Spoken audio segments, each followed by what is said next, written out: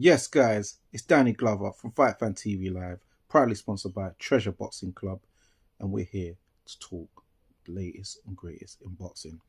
So, first things first, hope everyone's okay. How's everyone doing? Hope you all had a great week, or having a great week so far. Hump day is tomorrow. So first things first, let's talk about Jake Paul versus Gervonta Tank Davis. That is confirmed now. It's been confirmed, but yeah, they had their press conference, and they've announced their undercard. I will say about the press conference, Gervonta Davis, I don't know if he's under some kind of duress. I don't know if Jake Paul's paid some kind of legal fees or something to get him off, some charges or something, but he seems very disinterested and doesn't really seem like he's really interested in fight. The press conference was very strange, very un-tank like. I know there's some strange rules in there as well, where Jake Paul will be 195 pounds. They're saying Gervonta Davis has to be 60 pounds lighter, which will make him 135, his normal fight weight. But does he have to weigh in at 135? Can't he weigh in 140, 145, 143, something like that? Make himself a bit more comfortable, or does he have to boil down? Well, come on, it's a bit strange that. Why there got to be a 60-pound deficit? So I do need to get that one clarified, that in part of the information clarified. I know they went 12-ounce gloves. It'll be over 12 threes. It's an official bout. But yeah, I guess Gervonta Davis is getting that money. People saying they feel the fix is in. They feel the fight is fixed, that Gervonta Davis is selling his soul, things of that nature. So they think Jake Paul's going to win because Gervonta's going to let him. Who knows? I know Mike Tyson exposed him about Jake paid him an extra certain amount of money not to, go heavy and, get busy on him properly. So who knows? The circus continues. But he does seem very not on it. Maybe, I don't know what was going on there, but Jake Paul doing the old MMA, UFC type thing. And Tank's got his hands in his pockets, just looking like, why am I here? What is this? What? And Jake's looking at him like, come on, help me sell it. Tank's not playing ball. But it is what it is. But for the undercard, we've got my side piece, Alicia Baumgartner. She is fighting Layla Boudoin for the unified super featherweight title championship. So I know I mentioned in the last video I did that she dropped her WBC. I still don't know why. I don't know if it's because she's got a mandatory that she didn't want to obligate, or I don't know. But she relinquished it. She wasn't stripped. So I'm not sure why, but she's still got 3 belts. I thought she was maybe going to start releasing other belts and go up to lightweight, but she's staying at 130, and she's defending against Layla Boudoin, who is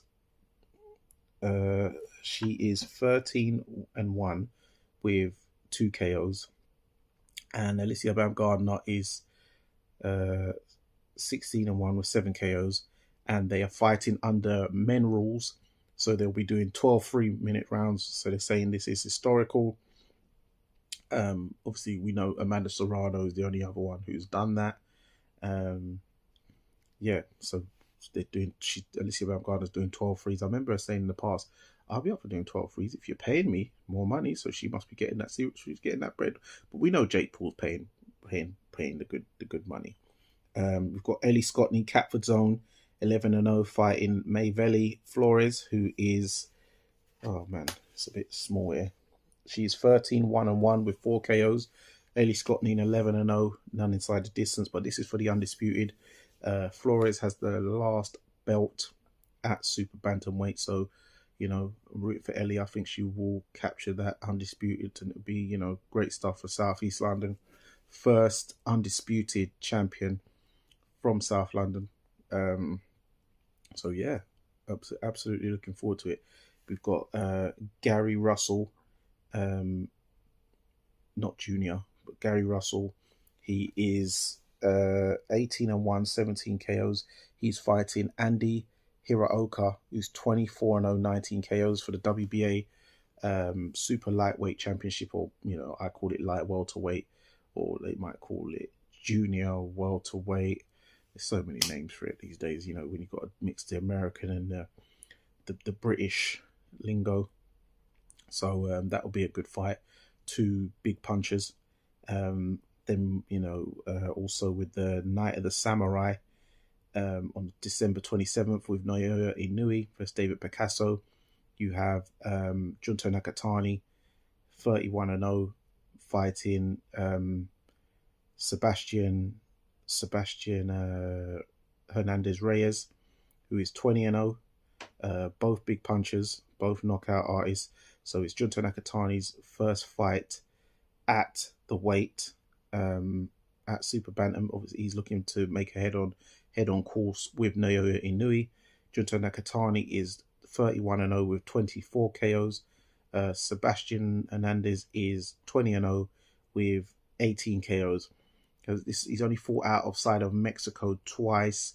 This is his first fight in Riyadh. It'll be Nakatani's first fight in Saudi as well. He's 24 years old, Reyes, and yeah, I think this will be a good fight. Not dipping his toes. He's going straight in, big puncher, but that's what you need if you're going to be going in with the likes of Inoue next year. Do you know what I mean? You've got Jazza Dickens fighting for the WBA. He's fighting for the WBA. 1 second. He's fighting for the WBA title against Hayata Satsumi at super featherweight. You've got Ryota Satsumi is 3-0. He's fighting Leobardo Quintana Sanchez, who's 11-1. You've got Willardo Garcia Perez, 23-6, first fighting Kenshiro Taraji for the IBF super flyweight title. So that should be a good fight as well. So yeah, I'm looking forward to it. I'm still not sure what time they're going to be looking to do it, because I don't know if they're going to try and accommodate the Japanese fans. Hopefully they travel over to see their guys as this Night of the Samurai, which is sort of like Latino night, where you had the Latino Hispanic fighters fighting people from different demographics around the world, etc. And this one's the same thing. You've got all Japanese fighters fighting people from all over the world, from different countries, etc., etc. So yeah, looking forward to that one. Also in other news, oh yeah, Abbas Baru has been elevated to the full WBA super welterweight or light middleweight, junior middleweight champion after Terence Crawford got stripped after he won the undisputed super middleweight titles off of Canelo Alvarez. So yeah, Abbas Baru, I remember, it's funny enough, when I first saw him fight, I don't know if it was Sam Eggington or it was the fight before Sam Eggington. So I know I've seen him fight a few times. Hold on. It might have been the fight before the Sam Eggington fight, But when I did see him fight, the first time I saw him fight on Channel 5, I was like, right, this guy reminds me of Terence Crawford. He looks like a bit like him, and his body shape, his body dynamics looks like Terence Crawford. So it's funny, he's the ascendant of him. Abbas Baru is 17-1, 9 KOs, from Germany, but he is originally from is it Liberia or something like that, I believe. Did I see him fight? Was it Your Cool versus was it this fight? Was it this show? Yeah, I think it was, I think I first saw him fight in 2023 against Ferenc Katona, and he knocked him out, in the third round. And then I next saw him against Sam Eggington. He won that on points for the European title championship. Then obviously he's fought Macaulay McGowan in his last fight. He just beat that unbeaten Cuban, Yoenis Tellez, who I remember him knocking out. Was it Sandor Martin? I think it was Sandor Martin. No, Sergio Garcia. I remember him he knocked out. Sorry, the other Spanish guy, because they were like double trouble. Them two coming over here dealing with the UK boys. But yeah, he beat Yoenis Tellez, the Cuban. Dropped him in the last round. Very good fight out in America. So yeah, he's been elevated to full WBA champ. So don't know who he's going to be fighting as his first defense. But Wasserman Promotions, Nissi and Cali Souderland, they got a world champion on their hands. Could do some great stuff. Don't know if the homecoming, Liberia, I don't know, or keep him over here in the UK because he's building up a good following. Or you can have a fight in Germany. I know that, what's his name?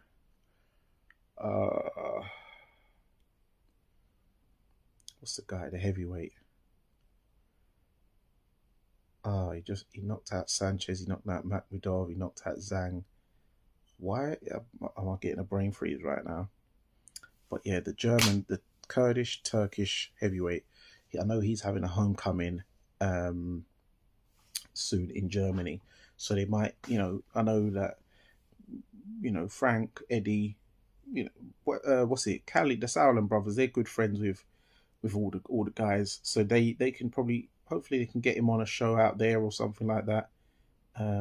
This is really aggravating me, I'm going to have to box with the bloody guy's name. I can't believe I'm moving like a civilian.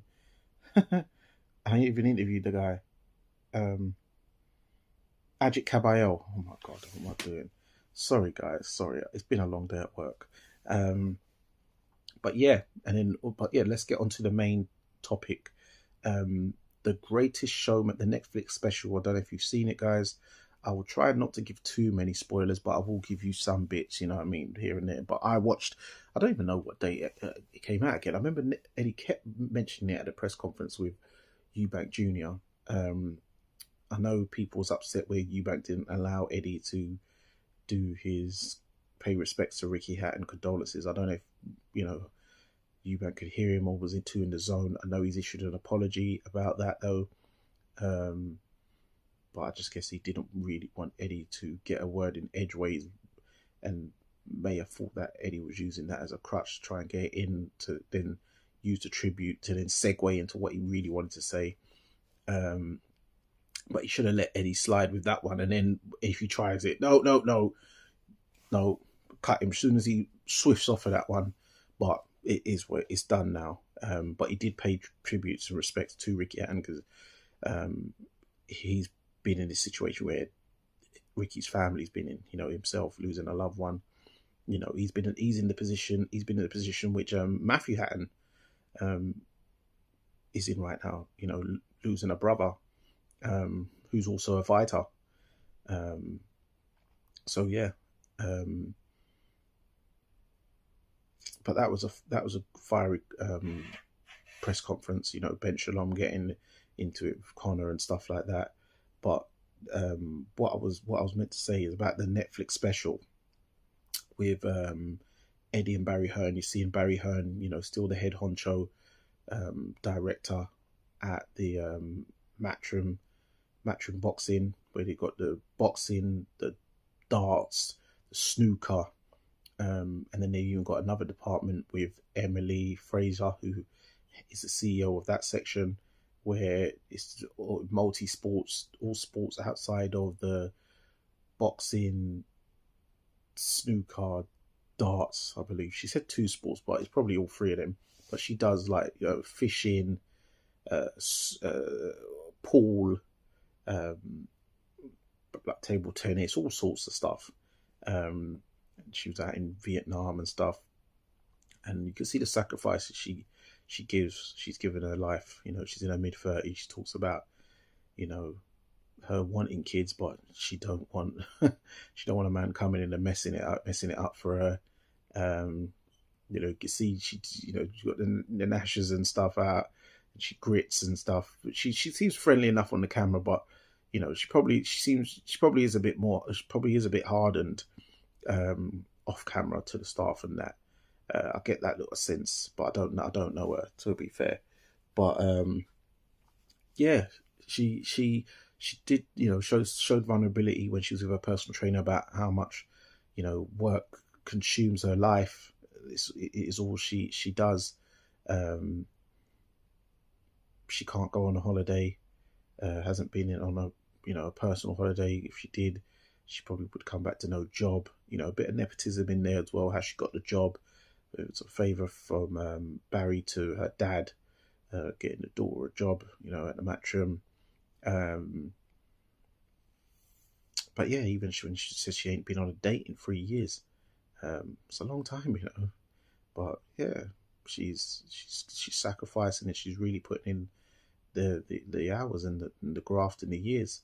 So big respect to her. You can see she really grafts hard, and she's really a team player, and she really lives for the Matchroom, breathes it. The guy who is the CEO of the darts, his name's Andy, I believe. I forgot his name, but yeah, he's saying about his story, how he got the job. He bumped into Barry at some horse racing or something like that. And then yeah, he said he's never had a normal job. But yeah, he's just smashing it with the darts.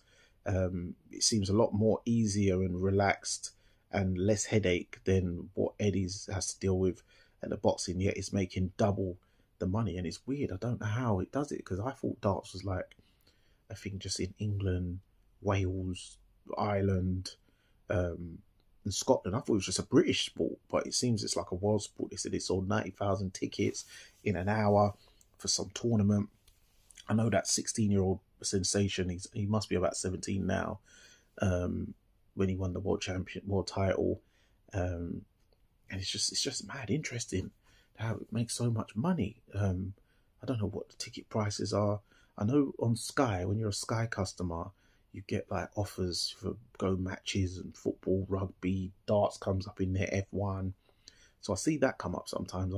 Here and there, I don't know if I've even put a bid in for that one for darts, because it's normally like somewhere a bit mad. But yeah, I see the big jugs and stuff like that. You see Ronnie O'Sullivan in there, make a cameo behind his pool and stuff. Interesting when you see that. When he plays the southpaw left hand way, and Eddie building bridges and stuff like that. Good to see he's focused.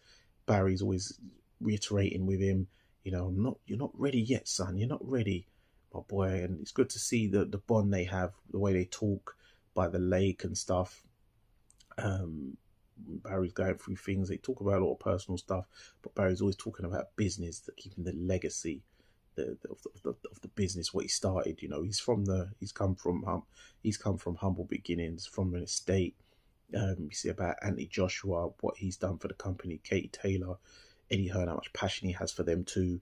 Getting into it with Jake Paul's guy and the security trying to block him out of the changing room, and it's all going off, and you can see the emotion in being summoned to the hotel of Turkey Al Sheikh, His Excellency and Frank Warren. No, but it's a really good documentary. You see Ade in there, Tony Bellew, Derek Chisora, Craig Richards even features on there. Obviously with his fight, when you talk about the 5 vs 5, so all those fighters are on there. Johnny Fisher. But yeah, it's a 6-part documentary series. Episodes range between like half an hour to 55 minutes, depending. But yeah, I just watched it all straight out off the bat yesterday on Monday. But yeah, just watched them all back to back. Got through all the 6 episodes. It was really good insight, and yeah, I respect it. You see Frank Warren in there. It'd be good if they done one with him as well, with his sons one day. But yeah, Barry Hearn, he's 77 now. Obviously in the doc he kept saying, I'm 76-year-old, I'm old now. But yeah, he's 77. Frank Warren is like, 73.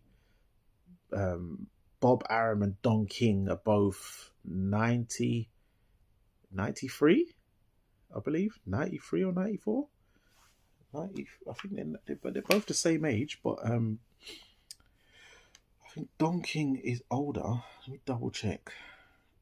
Yeah, I believe Don King, but they're either 93 or 94. But they're both mad old, and they're still promoting. Yeah, 94. Don King 94, August 20th, so last month. And yeah, I think Bob Arum. Yeah, Bob Arum's older than Bob Arum is probably a few months older. Oh no, he's not. Bob Arum is 93. Bob Arum will be 94 in December the 8th. So yeah, man, they're both still going strong. Bad. These guys are in the top promoters are in their 90s or their 70s. You know what I mean? Obviously, Eddie Hearn, sorry, is the main promoter now. Barry's the main director, head honcho. But Eddie's in his 40s, like 40s, 46, 47, something like that. So he's still young. Obviously, you've got Cali Sauerland. You've got Izzy Asif now. I don't know how old Al Heyman is, but he must be pretty old. Because he was doing music, promoting and stuff like that from like back in the day, Tina Turner days. So yeah, man. Highly recommend it. And hope all's well. Make sure you please hit that hype button to boost up the hype points on the video. Hit the like button, hit the subscribe button. Please leave comments inside the comment section. Share with friends and family and comrades. Share it in your groups. Share it in your family groups, your friendship, social groups, work groups. Share it on your Telegram, WhatsApp, you name it. And yeah, let's get the algorithms popping. But yeah, until next time, it's Danny Glover from Fight Fan TV Live, proudly sponsored by Treasure Boxing Club. And remember, guys, persistence beats resistance. You know what it is.